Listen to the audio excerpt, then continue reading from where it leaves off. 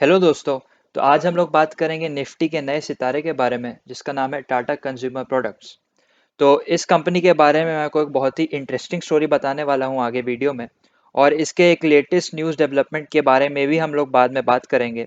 तो आप please video पूरा देखिएगा।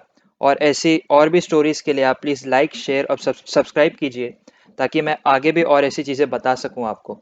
तो चलिए वीडियो शुरू करते हैं।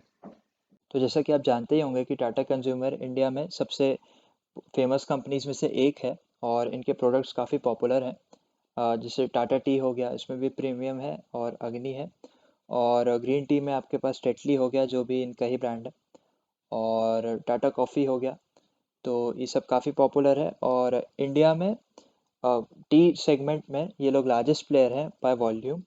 और डोमेस्टिक मार्केट में मतलब इंडियन मार्केट में इनका 19 से 20% शेयर है। और इनके जस्ट बाद आता है हिंदुस्तान यूनिलीवर जो कि इनका क्लोज कॉम्पिटिटर है। और उसका ब्रूक बॉन्ड ब्रांड का ताजमहल टी, इसका इसको काफ़ी स्ट्रॉन्ग कंपटीशन देता देता होगा जिसके बारे में आप सुने होंगे, ताजमहल ब्रांड के बारे में। और टाटा टी इनके लिए इतना इम्पोर्टेंट है कि फाइनेंशियल ईयर 2019 में 50% इनका जो कंसोलिडेटेड रेवेन्यू था कंपनी का वो चाय बेचने से आया था इंडिया में। तो काफ़ी मेजर रेवेन्यू सोर्स है टाटा टी इनके लिए। और इसके अलावा भी आप देख सकते हैं कि टाटा सॉल्ट है इनके पास और टाटा सॉल्ट तो घर घर में पाया जाता है। और इसका मार्केट शेयर इंडिया में 65% है। और इसके काफ़ी एड्स भी आते हैं। आप इसका टैगलाइन है टाटा नमक असली नमक, अगर आपने सुना होगा तो ये भी काफ़ी फेमस प्रोडक्ट है। और लोग हमेशा से नमक यूज़ करते आए हैं, अभी भी कर रहे हैं और आगे भी नमक यूज़ करेंगे। तो इसमें अभी टाटा सॉल्ट लीडिंग प्लेयर है। इसके बाद इनके पास एक टाटा संपन्न ब्रांड है जिसमें ये लोग पोहा बेचते हैं, मसूर दाल बेचते हैं, जीरा सत्तू है और बेसन। तो ऐसी टाइप की चीज़ें लोग और भी बेचते हैं। और इससे इन लोग काफ़ी अलग अलग फील्ड्स में डाइवर्सिफाई हो चुके हैं। और इनका फ़िलहाल अभी टारगेट है कि इन्हें एफएमसीजी सेक्टर में पेनिट्रेट करना है। अच्छा सिग्निफिकेंट मार्केट शेयर चाहिए इनको एफएमसीजी सेक्टर में। तो इससे ये लोग दूसरी एफएमसीजी कंपनीज है जैसे आईटीसी हो गई, हिंदुस्तान यूनिलीवर हो गया, डाबर, इमामी, इनको कंपटीशन देंगे अलग अलग फील्ड्स में जैसे ये लोग एंटर कर रहे हैं। तो चलिए अब हम बात करेंगे इनके एक्विजिशंस के बारे में जो इन्होंने इतने सालों में किया है। और काफ़ी स्ट्रॉन्ग एक्विजिशंस रहे हैं जिससे इनके काफ़ी रेवेन्यूज़ आए हैं। और इससे ही रिलेटेड मैं आपको एक स्टोरी भी बताऊंगा आगे। तो चलिए पहले हम एक्विजिशंस कवर कर लेते हैं। तो इन्होंने रिसेंटली अभी फेबररी में ही सोलफुल करके कंपनी एक्वायर की 155 करोड़ में। और इसके अलावा इन्होंने 2006 में एटो क्लॉक कॉफ़ी, एक अमेरिकन कंपनी है, इसे भी एक्वायर किया था। इसके बाद इनका सबसे खास एक्विजिशन जिसने इसकी तकदीर बदल दी थी वो था टेटली ग्रीन टी। तो ये कंपनी इन्होंने 2000 में एक्वायर की थी। और इसके बाद ये लोग सेकंड लार्जेस्ट प्लेयर बन गए थे वर्ल्ड में टी के सेगमेंट में। और ये लोग का मतलब मेन फोकस था ब्लैक टी पे। और ये लोग इतना वाइड स्प्रेड हो गया था कि 40 कंट्रीज में ये लोग फैल गए थे। तो ये सब टेटली टी के एक्विजिशन के बाद हुआ। इसके बाद इन्होंने 2007 में हिमालयन वाटर, जो हिमालयन कंपनी है जो पानी बेचती है, उसे एक्वायर किया था। तो हिमालयन ब्रांड आपको एयरपोर्ट्स में और फ्लाइट के अंदर भी आपको देखने को बहुत मिलता है। तो ये प्रीमियम वाटर सेगमेंट में भी इन्होंने एक्विजिशन किया था। तो ये हो गई एक्विजिशंस की बातें। अब हम बात करेंगे इनके पार्टनरशिप्स के बारे में। तो टाटा ग्रुप ने स्टारबक्स के साथ अलायंस फॉर्म किया था इंडिया में इंडियन ऑपरेशंस के लिए। तो स्टारबक्स वर्ल्ड का सबसे बड़ा कॉफ़ी चेन है। और ये इतना ज़्यादा फेमस है कि इसके अमेरिका में, खुद इकलौते अमेरिका में ही 15,000 स्टोर्स हैं। और इनके वर्ल्ड वाइड पूरे दुनिया में 30,000 स्टोर्स हैं। तो ये काफ़ी बड़ा नंबर है। और इनके इंडिया में लॉन्च होने के बाद इनके अभी तक 191 स्टोर्स खुले हैं। और ये प्रीमियम सेगमेंट में कॉफ़ी बेचता है तो इसके कॉफ़ी काफ़ी महंगे होते हैं। तो मतलब इनका टारगेट कस्टमर हाई एंड होता है, तो जो काफ़ी एक्सपेंसिव कॉफ़ी रहती है इसलिए। और तो ये सब हमने जो बातें की एक्विजिशंस के बारे में और इतने समझदारी वाले पार्टनरशिप्स के बारे में। तो इस हिसाब से आप एक अंदाज़ा लगा सकते हैं कि कंपनी इतने सालों में काफ़ी इन्होंने प्रॉफिट क्रिएट किया होगा, राइट? तो यहाँ पे ही कहानी में ट्विस्ट है। इतने स्ट्रॉन्ग एक्विजिशन और पार्टनरशिप के बावजूद कंपनी में कुछ प्रॉब्लम्स रहे हैं। तो चलिए एक बार हम डिस्कस करते हैं इसके फाइनेंशियल्स को देख के कि इसमें क्या प्रॉब्लम रही है। तो आइए इसके प्रॉफिट एंड लॉस स्टेटमेंट को एक बार एनालाइज करते हैं और इसके बाद डिस्कस करते हैं कि क्या प्रॉब्लम्स रहे इतने अच्छे स्ट्रेटजीज के बाद भी। तो आइए, जैसे आप देख सकते हैं कि इसके सेल्स, इसका टॉप लाइन काफ़ी अच्छे से ग्रो किया है। 4,800 करोड़ था 2009 में, और 10 साल बाद ये 7,700 था। मार्च 2020 में तो 9,600 तक आ गया था, और अभी अभी इस साल अभी तक 10,970 करोड़ आसपास है। तो ये लॉन्ग रन में ग्रो ही हुआ है, इसमें कुछ ज़्यादा बहुत ज़्यादा फ्लक्चुएशंस नहीं रहे हैं।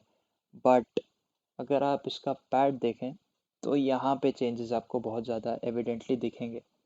तो 2009 में 701 करोड़, उसके बाद सीधे 10 में लोग 390 करोड़ तक आ गए थे, तो लगभग आधा हो गया, ठीक है। और इसके बाद फिर थोड़ा गिरा, उसके बाद फिर बढ़ा, उसके बाद आप देख सकते हैं 2016 में तो नेगेटिव चले गया था। उसके बाद फिर थोड़ा सा रिकवर हुआ, बट बहुत ज़्यादा शार्प रिकवरी नहीं है, एक्सेप्ट इस साल जो थोड़ी रिकवरी साफ दिख रही है आपको, बट वो हम बाद में कवर करेंगे। तो आप देख सकते हैं कि इधर काफ़ी इन लोगों का बिजनेस अफेक्ट हुआ है, इसके बॉटम लाइन पे इफेक्ट काफ़ी आया है। तो इसका रीज़न क्या है, तो चलिए अब वो डिस्कस करते हैं। तो इनका डाउनफॉल तब स्टार्ट हुआ जब दुनिया में चाय की डिमांड कम होने लग गई थोड़ी सी। तो जैसे हमने बात किया था कि टाटा टीज़ का बहुत बड़ा ग्रोथ ड्राइवर था, बहुत ज़्यादा रेवेन्यू उससे आता था इसके पास। तो जब टी का डिमांड, चाय का डिमांड थोड़ा कम होते गया, क्योंकि लोग कॉफ़ी की तरफ शिफ्ट हो गए, बेवरेजेस की तरफ शिफ्ट हो गए, तो इससे इनके मार्जिन्स पे थोड़ा सा फ़र्क आना चालू हो गया। इसके अलावा सिचुएशन और ख़राब करने के लिए 2016-17 ये सब के रेंज में आप देख सकते हैं कि जो माइनस गया, तो इस समय फसल बहुत ख़राब हुई थी, वेदर कंडीशंस भी काफ़ी ख़राब हो गए थे असम और वेस्ट बंगाल ये सब जगहों पे जहाँ पे इनके प्लांटेशंस थे। वेदर बिल्कुल अनप्रेडिक्टेबल हो चुका था, और उसके बाद बहुत सारे छोटे छोटे प्लांटेशंस भी आ गए थे इनको कंपटीशन देने। तो ये सब फैक्टर्स जब कंबाइन हुए, हाँ, और इसके अलावा ये भी कि इनका ब्राज़ील से भी काफ़ी कंपटीशन आने लग गया था, तो ये लोग प्राइसेस पे बहुत ज़्यादा हाइक नहीं कर पाए, और क्रॉप डैमेज बहुत ज़्यादा बढ़ गया था। उसके बाद फिर लेबर्स के कारण भी बहुत ज़्यादा अनरेस्ट क्रिएट हो गया था, बहुत सारे प्रॉब्लम्स आने लग गए थे। तो इसलिए इसका इंटरनेशनल ऑपरेशंस अफेक्ट हो गया, और इंटरनेशनल ऑपरेशंस तो हुआ ही क्योंकि चाय की डिमांड कम हो गई थी जो हमने डिस्कस किया। तो ये सब फैक्टर्स के कॉम्बिनेशन से इसके मार्जिन्स में काफ़ी चेंजेस आए, काफ़ी अफेक्ट हुआ इसका मार्जिन। तो इसके कारण इनके जो चाइना और रशिया में लॉस मेकिंग ऑपरेशंस थे उन्हें बंद करना पड़ गया। तो अगर आप इनका आरओसी वैल्यू भी देखेंगे, अगर आप कंपेयर करेंगे, तो आप देख सकते हैं कि इसका आरओसी 9.54% है, जबकि इसके पीयर्स जो हैं एफएमसीजी सेक्टर में, उनका आरओसी वैल्यू इससे कई ज़्यादा है। अब जैसे अगर आप हिंदुस्तान यूनिलीवर का आरओसी देखेंगे, तो उसका आरओसी ही 117% आता है, तो जो कि बहुत ज़्यादा है इससे। और अगर आप आईटीसी का देखेंगे तो उसका 32.6% आरओसी है, डाबर का 22% है, और इमामी का 18% है।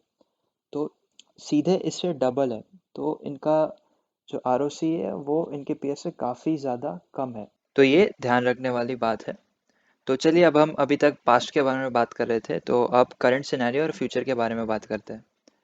तो आप देख सकते हैं कि सेल्स 7,200 था 19 में, 20 में 9,630 आसपास हुआ, और अभी तक इस साल 10,970 का सेल्स ऑलरेडी हो चुका है, और सेम प्रॉफिट्स भी 460 से 726 अभी तक हो चुका है।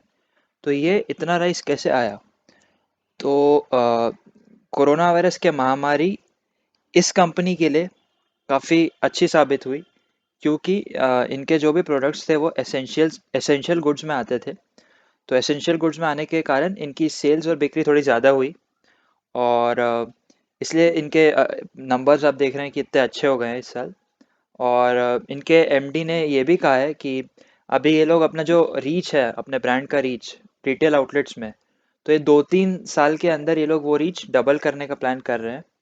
इसके अलावा इन्होंने जो सोलफुल एक्विजिशन किया था कंपनी का, जो हमने कुछ स्लाइड्स पहले डिस्कस किया था, तो उससे भी ये लोग स्नैक्स वाले सेगमेंट में एंटर कर रहे हैं। इनका कॉफ़ी बिजनेस भी अब ग्रो करने लग गया है काफ़ी अच्छी तरीके से।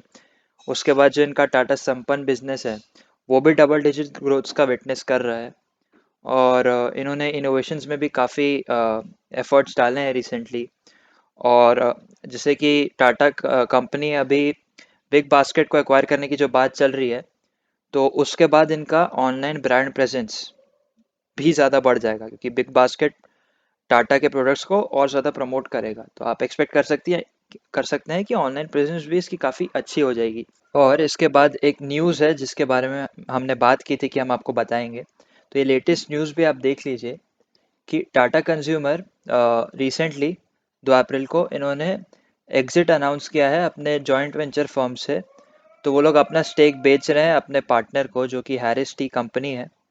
तो इन्होंने जो अपने यूएस में ऑपरेशंस है वो पूरा बेच दिया है। तो ये इसमें एक लेटेस्ट डेवलपमेंट है कि ये लोग अब शायद डोमेस्टिक मार्केट में फोकस करेंगे। इन्होंने इंटरनेशनल फोकस थोड़ा सा कम कर दिया है। तो ये सब बातें जो हमने की कि कोविड के बाद जो इनका ग्रोथ बहुत ज़्यादा अच्छे से एक्सेलरेट हो चुका है, तो आपको क्या लगता है कि ये ग्रोथ सस्टेन करेगा? आप प्लीज़ कमेंट सेक्शन में बताइए। और अगर आपको वीडियो अच्छा लगा तो प्लीज़ लाइक, शेयर और सब्सक्राइब कीजिए। और मैं उम्मीद करता हूँ कि आपका दिन बहुत ही अच्छा जाए। धन्यवाद।